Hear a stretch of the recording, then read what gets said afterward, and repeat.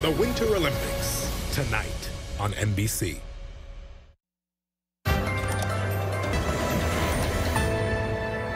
As you probably know, he says he's innocent.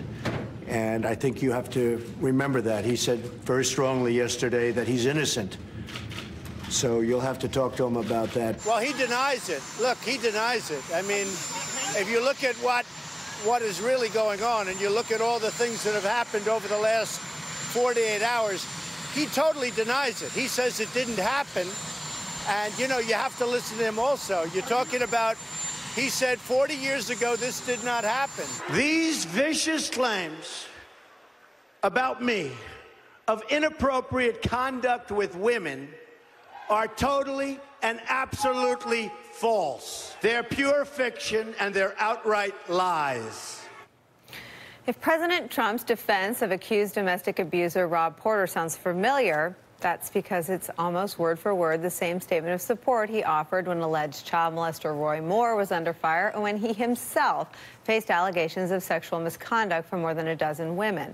And perhaps, like a virus, that tolerance of abuse has now infected the White House and the Republican Party as a whole, at least according to conservative writer Jennifer Rubin at The Washington Post, who writes, the core mission of the GOP is now to defend abusers. Quote, they are, as we have noted, abusers in every sense of the word and in every aspect of the presidency and leadership of Congress.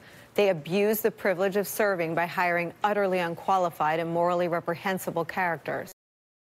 Abuse the privilege of the bully pulpit by spinning conspiracy theories, as Senator Ron Johnson has done on 2 separate occasions. They abuse their access to classified material by using it to smear the FBI and hobble an investigation into both an attack on our electoral system and a pattern of conduct that amounts to obstruction of justice. The GOP at every turn has enabled and encouraged Trump, just as White House Chief of Staff John Kelly says Porter is a man of great integrity.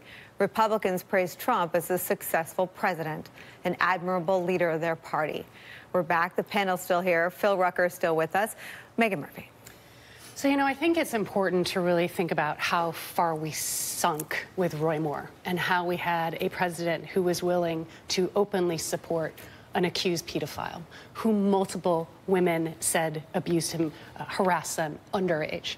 Now, a month later, weeks later, we have a case where a man accused of credible domestic violence allegations now is being, as he's left his position, the president wishes as well, says he was a good guy, said he worked hard. Where are the women? Where are the women in the Why don't they walk out en masse? I mean, why don't they? And listen, I know they feel picked on. I know they do, because I've asked this twice. I asked this after the president tweeted out Mika. I singled out the women and I named them, and I won't do that today. But why don't you walk out? Why don't they leave? Haven't you given up on them a long time ago? I can tell you with Ivanka Trump, anyone in the LGBT community certainly lost hope with Sarah Huckabee Sanders, Kellyanne Conway. We can go down the list of senior women in that White House. And I can tell you, I can't remember a time when they stood up for the rights of women, for people in other disenfranchised communities who put their mouth when it mattered. And this is one of those moments. Sarah Huckabee Sanders just simply refused to carry those talking points. That is what they are. We now know the full timeline. We know who knows what and when. These are women, one of whom says she was punched in the face. This is what you're willing to sacrifice? Your integrity, your morality, your dignity for this White House? Enough is enough. But not only said it, showed a black eye. I mean, again, they're in Technicolor. We're talking about where are we as a nation. We hear this man on tape with Access Hollywood say things. We see a woman with a black eye and we're sitting around debating things as if there's something to debate here. We can have different opinions. We can't have different facts. We're looking at a woman's black eye. We're looking at a tape where the president, who's running then, actually says what he does to women. This is no rumor. This is no sources. This is Trump about Trump.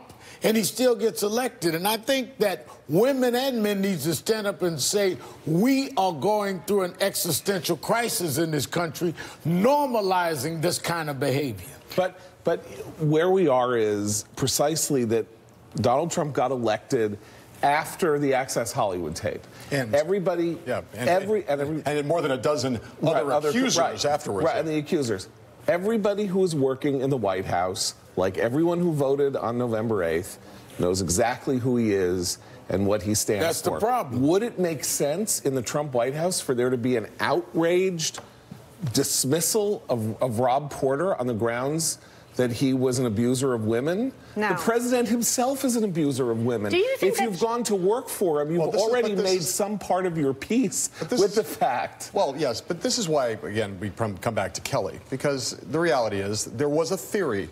A lot of us were hopeful that someone like Kelly did not make his peace. He decided that he was going to become chief of staff in order to try to do right by the country, to protect the country in some sense, this is the theory, against Donald Trump's excesses, and to try to be the adult in the room and not let control. That was the theory about John Kelly. Right. So he wasn't an enthusiastic Trump booster previously. He went in, you thought, Call of Duty, right? And now he is in the room, and he is the person who is, I think, this lands so squarely on.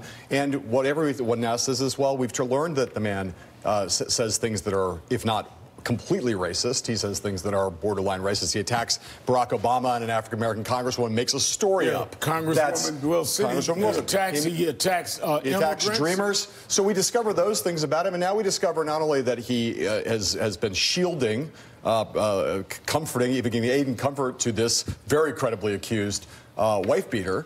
But we now go back and we learn that when he was still in the military, that he went and did this thing in the New York Times reports in this 2016 court-martial case of a Marine colonel who was accused of sexually harassing 2 subordinates, that he went out and said that that person was a superb Marine officer. I will point out that that Marine officer subsequently has now been accused of 7 accounts of of sexual indecency with children.